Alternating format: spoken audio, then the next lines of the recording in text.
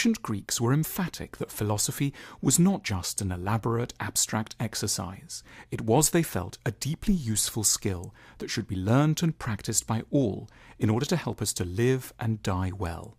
No one believed this more than Plato, who was passionate in his defense of philosophy as a kind of therapy for the soul. One of the most forceful stories he told on behalf of the utility of philosophy was what has become known as the Allegory of the Cave. It is perhaps the most famous allegory in philosophy. This was a story that was intended, as he wrote, to compare the effect of education and the lack of it on our nature. At the start of Book 7 of his masterpiece, The Republic, Plato tells us about some people living imprisoned in a cave. They've always lived there and don't know anything of the outside world. There is no natural light in this cave. The walls are damp and dark. All the inhabitants can see comes from the shadows of things thrown up on the wall by a light of a fire. The cave dwellers get fascinated by these reflections of animals, plants, and people. Moreover, they assume that these shadows are real, and that if you pay a lot of attention to them, you'll understand and succeed in life. They don't, of course, realize that they are looking at mere phantoms. They chat about shadowy things enthusiastically and take great pride in their sophistication and wisdom. Then, one day, quite by chance, someone discovers a way out of the cave, out into the open air. At first, it's simply overwhelming. He is dazzled by the brilliant sunshine, in which everything is for the first time properly illuminated. Gradually, his eyes adjust and he encounters the true forms of all those things which he had formerly known only as shadows. He sees actual flowers, the colours of birds, the nuances in the bark of trees. He observes stars and grasps the vastness and sublime nature of the universe. As Plato puts it in solemn terms, previously he had been looking merely at phantoms. Now he is nearer to the true nature of being.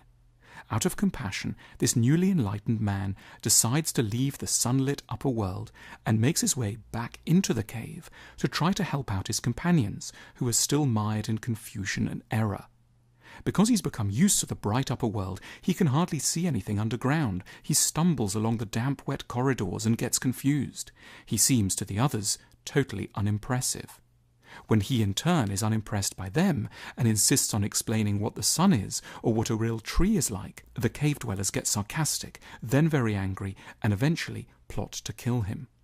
The story of the cave is an allegory of the life of all enlightened people.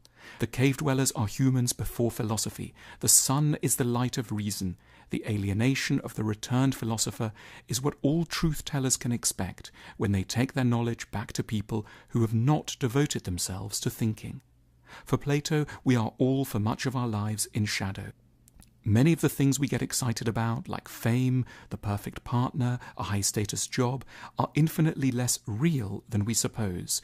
They are, for the most part, phantoms projected by our culture onto the walls of our fragile and flawed minds. But because everyone around us is insisting that they are genuine, we are taken in from a young age. It's not our fault individually. No one chooses to be in the cave. That's just where we happen to begin. We're all starting from a very difficult place. If, like the man in Plato's story, you bluntly tell people they're wrong, you get nowhere, you cause deep offence and may endanger your own life. Athens had, after all, recently put Socrates, Plato's friend, to death. Plato knew from close experience just what the cave dwellers might do to those who claim to know the sun.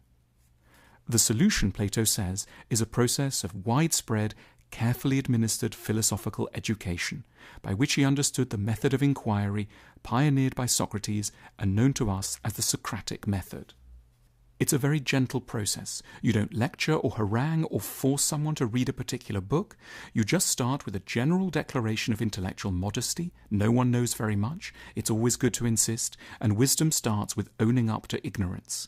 Confess that you don't know exactly what the government should do, what war is meant to achieve, or how good relationships work.